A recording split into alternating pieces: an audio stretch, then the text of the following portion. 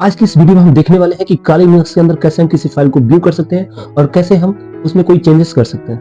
तो चलिए वीडियो को स्टार्ट करते हैं। अगर आप चैनल पर नए हैं तो चैनल को सब्सक्राइब कर दें और अगर ये वीडियो आपको पसंद आती है तो वीडियो को जरूर लाइक करें। तो चलिए बिना किसी बकचोदी के हम लोग स्टार्ट करते हैं आज का सेशन। तो सबसे पहला कमांड हमारा हो जाएगा कैट, लेकिन उसके लिए हमें सबसे पहले अपने VMware में जाना है और उसके बाद से हमें अपने काली को स्टार्ट कर देना है। वैसे मैंने काली के टर्मिनल को ऑलरेडी स्टार्ट कर दिया है, तो आप इसको स्टार्ट कर लेना अगर आपका ऐसे नहीं हो रहा है तो यहाँ पे हम सबसे पहले क्या करेंगे, ये चेक करेंगे कि यहाँ पे हमारे पास कोई फाइल वाइल है कि नहीं है।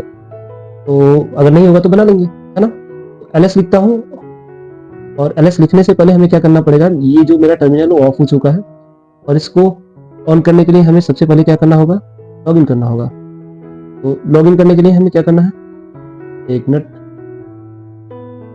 करते हैं।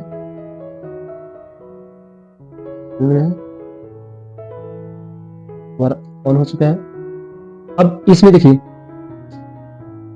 इसमें अब हमें क्या करना है कि कैट को यूज करना है। तो कैट को यूज करने के लिए सबसे पहले हम ls लगा के चेक कर लेते हैं हमारे पास कोई फाइल वाइल है कि नहीं है ना। तो अगर होगी तो फिर उसमें एडिट कर लेंगे, अगर नहीं होगी तो फिर बना लेंगे। तो सबसे पहले हम लोग क्या करते हैं, ls लिखते हैं और ls लिखने के बाद मैं एंटर करता हूँ। तो यहाँ पे एक फाइल है जो कि ऑलरेडी बनी हुई है और इसको हम देख सकते हैं। तो सबसे पहले हम अपना जो कैट वाला कमांड है वो यूज करते हैं। कैट लिखा मैंने, ओ सॉरी, कैट हो गया हमारे पास। इसके बाद से फाइल हो गया हमारा, एंटर करना है और देखो जैसे ही मैंने एंटर किया इसके अंदर जो भी कंटेंट लिखा हुआ था वो आपको डिस्प्ले होकर दिख गया, है ना। तो ये कैट जो है बड़ा कमाल का चीज है, किसी भी फाइल के अंदर क्या लिखा है ये आपको प्रिंट करके दिखा देगा। ओके, अभी हम आगे बढ़ते हैं। तो आगे हम यूज करेंगे लेस कमांड का। किसका यूज करेंगे, लेस का। देखो एक्चुअली करता क्या है लेस, पहले इसके बारे में समझ लेते हैं ना। लेस जो है वो बड़े बड़े फाइल्स जो भी आपके पास होते हैं उन फाइल्स को व्यू करने के लिए हम लेस का यूज करते हैं, है ना। तो लेस के लिए बेसिकली हमें क्या करना है, LESS लिखना है। यहाँ पे LESS हो गया, ओके। और इसके बाद से फाइल का नेम मैं डालता हूँ, ये हमारा फाइल हो गया। एंटर करता हूँ। देखो एक छोटे से फाइल को इसने क्या किया, इतना बड़ा करके दिखाया, है ना। क्योंकि इस फाइल में हमारे पास बस एक लाइन का ही कोड था, है ना। ये हमेशा क्या करता है, बड़े जो फाइल्स होते हैं उनको देखने के लिए हम यूज करते हैं। अब हम क्या करते हैं, सबसे पहले इसमें से बैक जाते हैं। तो बैक आ गए, ठीक है। और मैं क्या करता हूँ, स्क्रीन को क्लियर कर देता हूँ। क्लियर करना आपको पता ही होगा कि हम क्लियर किससे करते हैं। तो चलिए अभी हम अगले कमांड पे पहुंचते हैं, मोर, है ना। हमारे पास एक नया कमांड है मोर। मोर का एक्चुअली हम तब यूज करते हैं जब हम किसी फाइल के अंदर को जो भी कंटेंट है उसको पेज बाय पेज देखना चाहते हैं। सपोज करो कि आपके पास बहुत बड़ा फाइल है ना, इसमें हजारों लाइन्स लिखे हुए, उस समय हम क्या करते हैं कि मोर का यूज करके हम उसको पेज बाय पेज में देख सकते हैं। तो सबसे पहले मैं क्या करता हूँ, मोर लिखता हूँ और मोर लिखने के बाद मैं फाइल का नाम ही लिखता हूँ, ये हो गया, और एंटर करता हूँ। तो फिलहाल के लिए इसमें जब कंटेंट है ही नहीं तो आपको उसने सिंगल लाइन का जो भी कंटेंट था उसको प्रिंट करके दिखा दिया, ठीक है ना। अब इसके बाद से हम यूज करेंगे हेड। हेड नाम का कमांड जो है बेसिकली वो हम इसलिए यूज करते हैं कि किसी भी फाइल के अंदर, है ना, जो फर्स्ट 10 लाइन्स हैं अगर मैं उसको देखना चाहता हूँ कि पहले 10 लाइन में क्या लिखा हुआ है तो उसके लिए हम हेड का यूज कर सकते हैं, ठीक है ना। तो चलो हेड को यूज करते हैं और देखते हैं कैसे ये काम करेगा। हेड हो गया। इसके बाद से हमारे पास क्या है, यहाँ पे ईयर लिखना है, कितने नंबर्स आप लाइन को दिखाना चाहते हैं, यहाँ पे मैंने 10 करा। और इसके बाद हम क्या करेंगे, फाइल का नाम लिखेंगे, है ना। फाइल का नाम हमारे क्या है, question.txt, ओके। और उसके बाद मैंने एंटर किया। हमारे पास जब 10 लाइन है ही नहीं तो क्या ही लिखा हुआ, है ना। तो इस तरह से हम हेड का यूज कर सकते हैं। और सेम इसी के सिमिलर एक और है बट वो अपोजिट है ना। अब इस तरह से हम क्या करते हैं, उसको देखते हैं, टेल, क्या है, टेल। और इसमें भी हमें क्या करना है, नंबर्स ऑफ लाइन्स देने हैं। ये हो गया आपका, ठीक है। और ये हमेशा क्या करेगा, जो भी आपका लास्ट होता है ना, जो भी कंटेंट आपके पास होगा, मतलब एक फाइल है उसमें बहुत सारे कंटेंट्स है, मतलब बहुत सारे लाइन्स है, तो लास्ट से ये 10 को दिखाने का काम करता है ना। तो ये मैंने लिखा और ये क्वेश्चन लिख दिया और .txt मैंने लिखा, ओके। और इसके बाद एंटर किया। हमारे पास एक ही लाइन है तो इसका कोई मतलब बना नहीं, है ना। लेकिन आप लोग इसको यूज कर सकते हैं अपने बड़े फाइल्स में, अगर आप चाहते हो तो इसको यूज कर सकते हो, ठीक है ना। अब इसके बाद हम बात करते हैं नैनो की। ये नैनो क्या है ना। तो अगर आप लिनक्स यूज कर रहे हो, आप काली यूज कर रहे हो, तो नैनो और VI जो भी एडिटर्स हैं इनके बारे में आपको अच्छे से पता होना चाहिए। अगर आपको किसी फाइल में कुछ लिखना है या फिर कुछ करना है तो उसके लिए हम एडिटर का यूज करते हैं, है ना। तो एडिटर है एक प्रकार की, ये हमारे पास एडिटर है। जैसे आप विंडोज में आप क्या देखते हो, नोटपैड होता है ना, तो मान के चलो कि आपको यहाँ पे नोटपैड नहीं आपको नैनो देखने को मिलेगा, ठीक है ना। तो चलते नैनो को देखते हैं, हम लोग क्या करेंगे, नैनो लिखते हैं, नैनो। ओके, मान लो मेरे पास एक फाइल है जैसे कौशल करके, जिसको हम लोग बार बार मैनिपुलेट कर रहे हैं और देख रहे हैं, है ना। तो मैंने इसको एंटर जैसे ही किया, देखो ये नैनो एडिटर में ओपन हो गया और नैनो एडिटर का यूआई कुछ इस तरह से दिखता है। और यहाँ पे नैनो का जो अभी वर्जन है आपको यहाँ पे दिख रहा होगा, 8.3 वाले वर्जन पे अभी हम लोग है ना। और यहाँ पे कुछ हेल्प के लिए इन्होंने अपने कमांड्स को बताया कि कौन कौन से कमांड का यूज करके हम क्या कर सकते हैं, है ना। फिलहाल के लिए इसमें आप जाओगे और आप लिखना स्टार्ट कर दोगे, क्योंकि ये ऑलरेडी क्या होता है, एडिटिंग मोड में ही खुला होता है, तो हमें ज्यादा कुछ सोचने की जरूरत नहीं है ना। मैं लिखता हूँ I am software developer. Okay, और इसके बाद से हमें सेव करना, सेव करने के लिए हम कंट्रोल प्लस को यूज कर सकते हैं। उसके बाद से हमें ये कंफर्मेशन के लिए पूछेगा तो फिर एंटर कर देना, और ये सेव हो चुका है ना। अब इसको हमें एग्जिट करना है तो कंट्रोल एक्स दबा के हम एग्जिट कर देंगे, और फिर से इसको कैट के थ्रू मैं चेक करूंगा कि इसके अंदर जो मैंने चेंज किया एक्चुअली वो आया कि नहीं आया, है ना। कौशल.txt और एंटर करूंगा और देखो आ गया ना, मैं सॉफ्टवेयर डेवलपर। इस तरह से हम नैनो का यूज कर सकते हैं। नैनो एक सिंपल एडिटर है, अगर आपको एडवांस में जाना है तो आप वी का यूज कर सकते हैं, है ना, वी। ओके, अब इसके बाद हम बात करते हैं इको।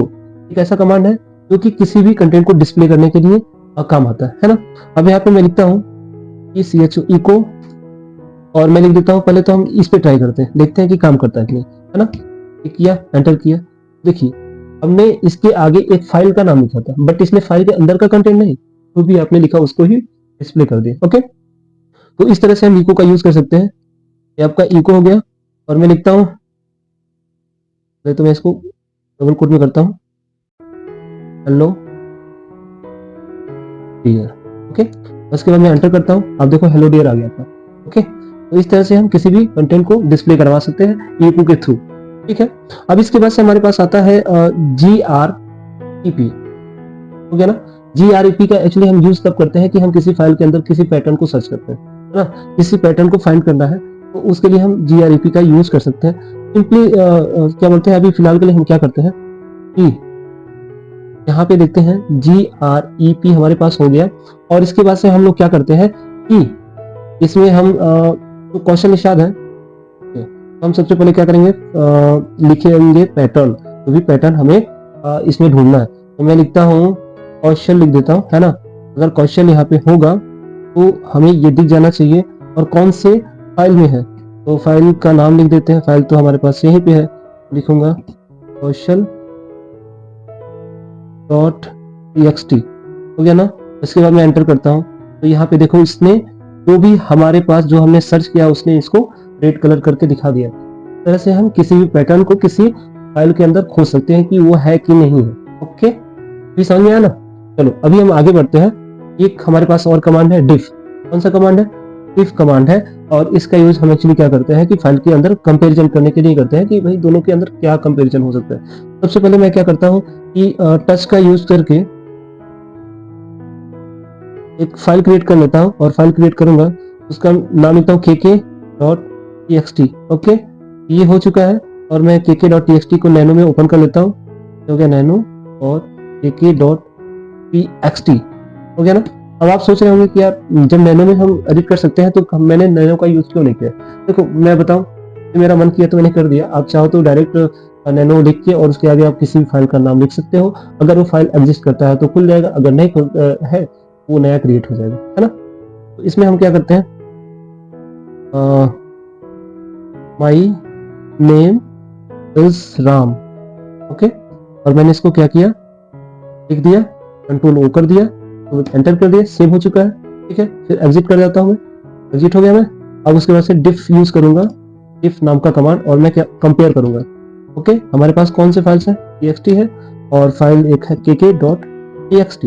ओके, और एंटर किया। अभी देखो यहाँ पे दोनों में कंपैरिजन आपको दिख रहा होगा, दोनों के अंदर क्या क्या कंपैरिजन हो रहा है वो सारी चीजें यहाँ पे दिखेगी, ठीक है ना। इस तरह से हम क्या करते हैं, किसी 2 फाइल या 3 फाइल या जितने भी फाइल आपको चाहिए उनके अंदर जो भी कंपैरिजन करना है तो हम क्या कर सकते हैं, इफ का यूज कर सकते हैं, ठीक है। इसके बाद हम बात करते हैं कि हमारे पास एक और कमांड है, पहले तो हम क्या करते हैं, क्लियर कर लेते हैं स्क्रीन को। क्लियर कर लिया, तो अभी हम देखने वाले हैं कि BI एडिटर का हम कैसे यूज कर सकते हैं। तो वी आई एडिटर एक्चुअली ये हमारे कली लिनक्स में एक एडवांस एडिटर है, जिसका हम यूज एडवांस काम करते हैं, है ना, जबकि नैनो का यूज हम सिंपल काम के लिए करते हैं।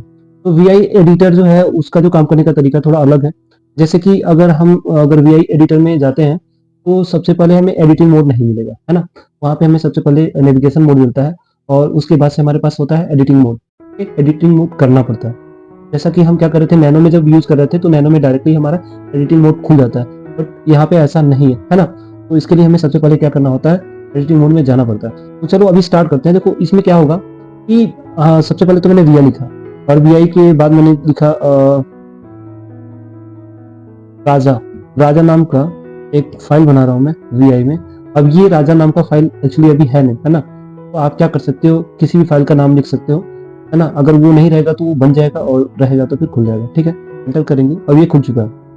अब यहाँ पे मैं कुछ भी लिखूंगा वो कोई काम नहीं करने वाला, है ना। इसके लिए हमें यूज करना पड़ेगा, एक मिनट, ये हमारा गलती से आई प्रेस हो गया था। देखो नॉर्मली हम कुछ भी टाइप करेंगे वो काम नहीं करता है, ठीक है।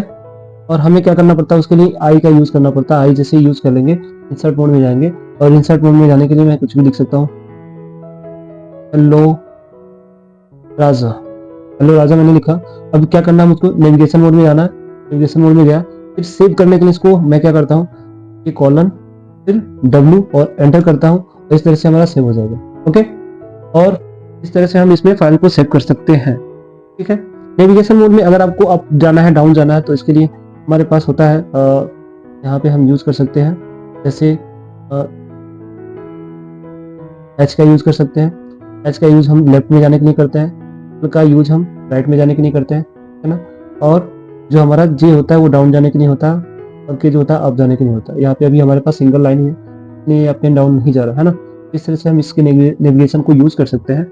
और साथ ही साथ अगर हम चाहते हैं कि इसमें से बिना ही मतलब बिना सेव किए या फिर जो भी हो हम निकलना चाहते हैं तो कॉलन क्यू का यूज करके हम निकल सकते हैं। जैसे मैंने लिखा कॉलन, यहाँ पे मैंने लिखा क्यू और एंटर करूंगा तो ऐसे ही मैं निकल सकता हूँ, है ना।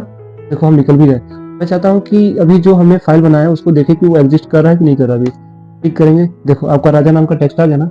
अब मैं इसको कैट करके चेक कर लेता हूँ इसके अंदर कोई कंटेंट आया भी कि नहीं आया, जो भी हमने लिखा हुआ था, है ना। राजा डॉट txt लिखा और एंटर किया तो ये देखो हेलो राजा आ गया ना। तो दोस्तों आज के इस वीडियो में हम बस इतना ही देखेंगे। अगर वीडियो आप लोगों को पसंद आया हो तो वीडियो को लाइक करें और अगर आप चैनल पे नए हैं तो चैनल को जरूर सब्सक्राइब करें। आज के लिए इतना ही, थैंक यू, बाय बाय।